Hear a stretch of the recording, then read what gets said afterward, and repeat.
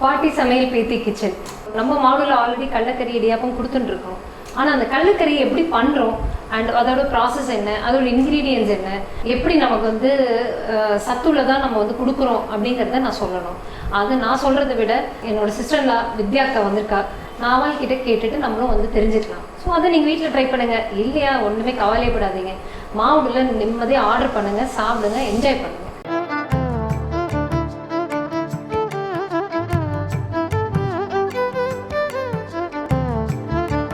Maveri.in. Authentic home food delivered daily. வாங்க வித்யாக்கா. So கடலக்கறி நீங்கள் உங்கள் ஃபேமஸான ஐட்டம், உங்களோட சிக்னேச்சர் டிஷ் எக்ஸாக்ட்லி.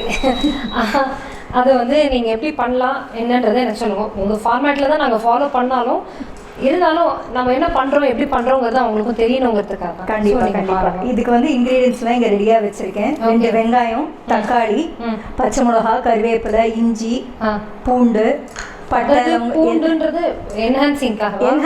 அப்பதான் அந்த கடலக்கறி டேஸ்டா இருக்கும். பூண்டு, இஞ்சி பூண்டு வேண்டாம்ங்கிறவங்களுக்கும் வேண்டாம். அது வெங்காயமும் இல்லாம பண்ணலாம், வெறும் தக்காளியை அரைச்சும் பண்ணலாம், தப்பே கிடையாது.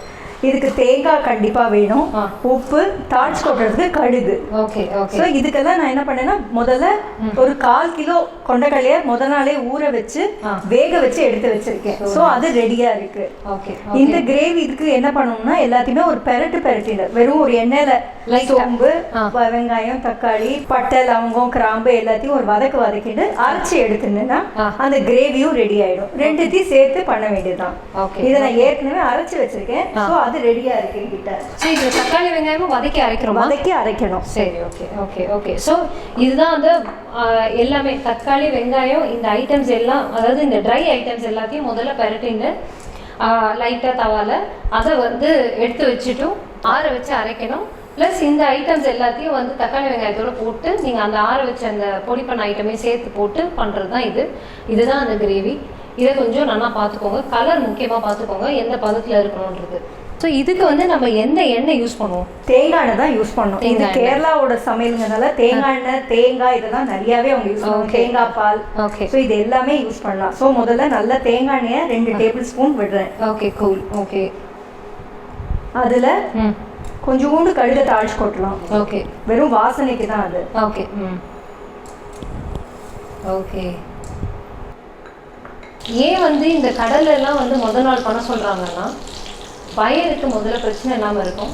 16 to 20 ஹவர்ஸ்ன்னு சொல்கிறாங்க. அதை 8 ஹவர்ஸ் ஒன்ஸ் வாஷ் பண்ணணும் அப்படிங்கிறது தான் கணக்கு. இதுவும் சரி, மில்லட்ஸும் சரி, நம்ம எது பண்ணுறதா இருந்தாலும் அந்த 20 ஹவர்ஸ் 16 to 20 ஹவர்ஸ்ன்றது ஒரு கணக்கு உண்டு. அதில் ஒரு கெமிக்கல் ஒன்று இருக்குது.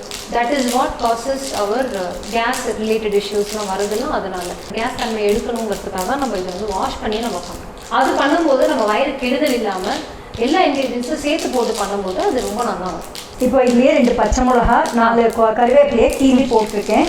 2 வத்த மிளகா. ஓகே. ரொம்ப ஒன்றும் இது காரம் வேணுங்கிற வரைக்கும் எக்ஸ்ட்ரா காரம் போட்டுக்கலாம். இல்லைன்னா இதுவே போதும். ஓகே.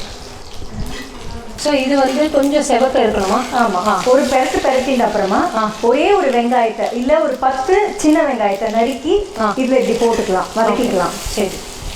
இது வெங்காயம் சேர்க்கிறவங்களுக்கு, வெங்காயம் சேர்க்காதவங்களுக்கு அப்படியே இதை மசாலாவை அரைச்ச மசாலாவை போட்டால் போதும். சரி. ஸோ இதெல்லாம் நோட் பண்ணிக்கோங்க. வெங்காயம் இல்லாமையும் இந்த ஐட்டம்ஸ்லாம் பண்ணலான்றதுல நமக்கு உண்டு. அதையும் நான் உங்களுக்கு சைட் பை சைட் சொல்கிறேன். ஸோ அது எதெல்லாம் வந்து நம்ம ரீப்ளேஸ் பண்ணி பண்ணோமோ அதையும் உங்களுக்கு சொல்கிறேன். வெறும் தக்காளி தேங்காய் பால்லையே பண்ணாலே ரொம்ப டேஸ்டா இருக்கும். இந்த கடலை நல்லா வெந்திருக்கணும். இந்த பாருங்க, நல்லா மசிச்சா மசியற அளவுக்கு நல்லா வெந்திருக்கணும். அதுதான் மெயின். அண்ட் வேக வைக்கும் போதே ஒரு உப்பு போட்டு வேக வச்சா ஈவனா அதுல உப்பு ஏறும். நல்லா ஏறிட்டு ரொம்ப நல்லா இருக்கு. ஸோ இது வெங்காயம் வந்து நமக்கு வந்து என்ன பொன்னிறமாக ஆகணுமா? பொன்னிறமாக ஆகணும் இல்லை, ஒரு கலர் மாறினா போதும். ஒரு பிங்க் கலர் வந்தாலே போதும். அப்போ இந்த அரைச்ச மசாலாவை இதில் போட்டுடலாம். ஓகே.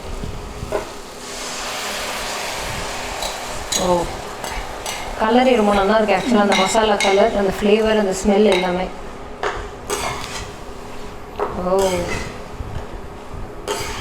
ஸோ பட் இதில் நம்ம இன்னும் உப்பெல்லாம் போடலை. உப்பெல்லாம் வேண்டாம். ஒரு கொதி வந்த அப்புறம் போட்டால் சரியா இருக்கும். ஏற்கனவே கடலையில் இருக்கிறதுனால இதுக்கு பார்த்து தான் போடணும், அளவாக தான் போடணும். ஓகே. இதுலேயே நான் வேக வச்ச கொண்டக்கடலை தண்ணி தான் விட போடுறேன். ஏன்னா அதையும் வேஸ்ட் பண்ண வேண்டாமே. இது ரொம்ப முக்கியமா. நம்ம வேக விடுற தண்ணியை ஒன்று நீங்கள் ஒரு ஓட்டை பாத்திரத்தில் வேட்டில் வேக விட்டீங்கன்னா தண்ணி எதுவுமே இல்லாமல் நீங்கள் யூஸ் பண்ணிக்கலாம். அப்படியே ரேண்டமாக மசிக்கணும்னா பண்ணலாம், இல்லை சூப் பண்ணணும்னா பண்ணலாம். ஆனால் அந்த தண்ணியை யூஸ் பண்ணணும் அப்படின்ற மாதிரி இருந்ததுன்னா நீங்கள் இந்த மாதிரி தண்ணி விட்டு பண்ணும்போது அந்த தண்ணியை கொட்டிடாதீங்க, அந்த தண்ணியை எடுத்து வைங்க. அதையே எவ்வளோ மேக்ஸிமம் யூஸ் பண்ணுறோமோ அதோட நியூட்ரியன்ஸ், அதோட என்னெல்லாம் வந்து நமக்கு சத்து போகவில்லை அந்த தண்ணியில் இருக்கும், அந்த தண்ணியை ரீயூஸ் பண்ணிங்கன்னா அதுதான் ரொம்ப முக்கியம். அதை நோட் பண்ணிக்கோங்க. இப்போ நல்லா கலந்த அப்புறமா இதுக்கு உப்பு போட்டுடலாம். உப்பு இப்போதான் ஏற்கனவே கடையில போட்டதுனால இந்த மசாலாக்கு ஏற்ற உப்பு போட்டால் போதும். Okay okay okay. இந்த கிரேவிக்கு மட்டும் தான். ஓகே. தேங்காய் எண்ணெய் கொஞ்சம் ஆட் பண்ணிக்கும். இது அந்த தேங்காய் எண்ணெய் வாசனை, தேங்காய் கலர் அப்படியே மாறிட்டே வருது. ரொம்ப நல்லா இருக்குது. உப்பு போட்டோடனே அதோட கலரே வேற மாதிரி இருக்கு. சிம்பிள் கிரேவி, இது ஈஸியாகவும் பண்ணலாம். நம்ம எல்லாம் ரெடி பண்ணி வச்சுட்டோம்னா இல்லை ஐ திங்க் இது வந்து ஒரு ஒரு 20 மினிட்ஸ்ல நமக்கு ரெடி ஆயிடும்ல. Yes, maximum ½ an hour maximum. இது கொஞ்சம் நீர்க்க இருக்கிற மாதிரி இருந்தால் தான் போக போக கெட்டி ஆகும். அதனால பசங்க சாப்பிட அது அப்படியே கெட்டி ஆகிடும். அதனால கொஞ்சம் நீர்க்கவே இருக்கலாம் பண்ணும்போது. Okay okay. இது வதக்கி அரைச்சதுனால ரொம்ப நேரம் கொதிக்கணும்னு அவசியம் இல்லை. இது கடலையே இப்போ போட்டுடலாம். ஓகே. இந்த கிரேவிக்கும் கடலைக்கும் மாத்திரம் நீங்கள் பார்த்துக்கோங்க. அதாவது அளவு, கிரேவியும் ஜாஸ்தி ஆகிடக்கூடாது, கடலையும் ஜாஸ்தி ஆகிடக்கூடாது. ஸோ அதுக்கு ப்ரப்போர்ஷன் என்னவோ கரெக்டாக அதை பார்த்து போடுங்க. இது நீங்கள் வெங்காயம் பூண்டு போட்டுக்கலைனாலும் தப்பு இல்லை, அதுக்கேற்ற மாதிரி தக்காளி ப்ரப்போர்ஷனை போட்டு பண்ணிக்கோங்க. ஸோ இப்போ தக்காளி போடுற பட்சத்தில் நீங்கள் சொல்கிறதுக்கே வரேன், வெங்காயம் பூண்டு இல்லாதவங்களுக்குலாம் வெறும் தக்காளி போட்டீங்கன்னா அதுக்கு வந்து அந்த புளிப்புக்கு சப்ளிமெண்ட் பண்ண என்ன நீங்கள் கொடுப்பீங்க? அதில் பொட்டுக்கடலை போடலாம். ஸோ தட் அதை மட்டுப்படும். வெங்காயத்துக்கு பதிலாக தக்காளியோட ஒரு 2 ஸ்பூன் பொட்டுக்கல்லையும் ஒரு சுற்றி போட்டால் அது வந்து அந்த கிரேவி கன்சிஸ்டன்சியும் கொடுக்கும், உங்களுக்கு அந்த புளிப்பையும் அடிக்கும். ஸோ இதை நோட் பண்ணிக்கோங்க. ஏன்னா இதெல்லாம் வந்து வெங்காயம் பூண்டு சேர்த்துக்காத அன்னைக்கு இன்கேஸ் உங்களுக்கு ஃபில்லிங்காக சாப்பிடணும்னு தோணிருக்கு அப்படின்னா கண்டிப்பாக தக்காளி கூட போட்டுக்கோங்க. பொட்டுக்கல்லை கொஞ்சம் அரைச்சி அவங்க சொன்ன மாதிரி போட்டிங்கன்னா அந்த வந்து உங்களுக்கு வந்து நீங்கள் வெங்காயம் பூண்டு இல்லாமல் சாப்பிடலாம். இங்கே கொஞ்சம் வெங்காயம் போட்டிருக்கோம் ஜஸ்ட்டு காமிக்கிறதுக்காக. நீங்கள் பண்ணும்போது பண்ணலாம். மாவுடுகளில் பார்த்தீங்கன்னா இன்கேஸ் ஏகாதசி பிரதோஷம் இல்லை எதுக்காவது நம்ம பண்ணுறோம் அப்படின்னா 100% வெங்காயம் பூண்டு சேர்க்கறது கிடையாது. அதுக்கு பதிலாக இந்த மாதிரி தான் நாங்கள் சப்ளிமெண்ட் பண்ணி பண்ணுறோம். அது உங்களுக்கும் ஷேர் பண்ணுறோம் எப்படி பண்ணலாம் அப்படிங்கிறதுக்காக தான். இதுதான் இப்போ வெங்காயம் பூண்டோடு தான் பண்ணியிருக்கோம். நான் உங்களுக்கு சொல்கிறேன். கொதி வர ஆரம்பிச்சுட்டு ஒரு 5 நிமிஷம் கொதிச்சா போறோம். அதுக்கு மேல கொதிக்கவே வேண்டாம், ஏன்னா பச்சை வாசனை போயிடும்.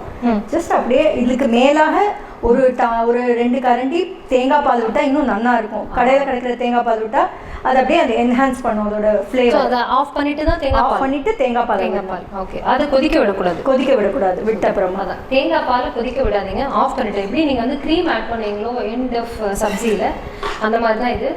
ஆஃப் பண்ணிட்டு தேங்காய் பாலை போடுங்க. அப்புறம் அதோட ஓவர் ரொம்ப நல்லா வந்திருக்கு. Smell super. ஸோ இப்போ இது ஒரு டேஸ்ட் என்ஹான்சரா 2 கரண்டி தேங்காய் பாலை விடுறேன். சின்ன கரண்டி வெறும் குழி கரண்டி 2 கரண்டி விட்டா போதும். இது டேஸ்ட்டுக்கு தான். ஆஃப் பண்ணிடலாம். ஓகே. மேலாக தேங்காய் எண்ணெயும் விட்டுடுறேன். ஸோ அதோட மூடி வச்சா போகிறோம். மூடி வச்சா இது திறந்தா அப்படியே கம இப்போவே அப்படிதான் இருக்கு. ஸோ இந்த காரத்துக்கு பச்சை மிளகாவும் அந்த வத்த மிளகா மட்டும்தான். ஆமாம், ஏற்கனவே மசாலா அரைச்சதுனால வேற எதுவுமே வேண்டாம் இதுக்கு. Okay okay. ஏதோ டேஸ்ட் பண்ணலாமா இப்போ?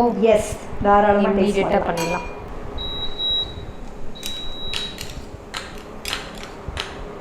சூடாக இப்போ ஒரு இடியாப்பம், இப்போ ஒரு கடலைக்கறி, மழை காலத்தில் இது சுட சுட சாப்பிட்டோன்னா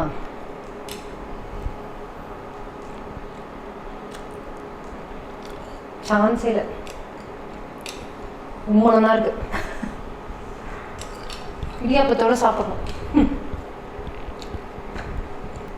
வெரி நைஸ் ஃப்ளேவர்ஸ். அதாவது எல்லா ஃப்ளேவர்ஸும் உள்ள நல்லா வருது. அண்ட் ஒரு பிட் அந்த தேங்காய் பாலோட லிட்டில் ஒரு திதிப்போட அந்த தேங்காயோட நறுநறுப்போட ரொம்ப நல்லா இருக்கு. ட்ரை பண்ணுங்க. இல்லையா மாவுல வாரம் நம்ம போடுறோம் கடலைக்கறி, கண்டிப்பாக சாப்பிடுங்க.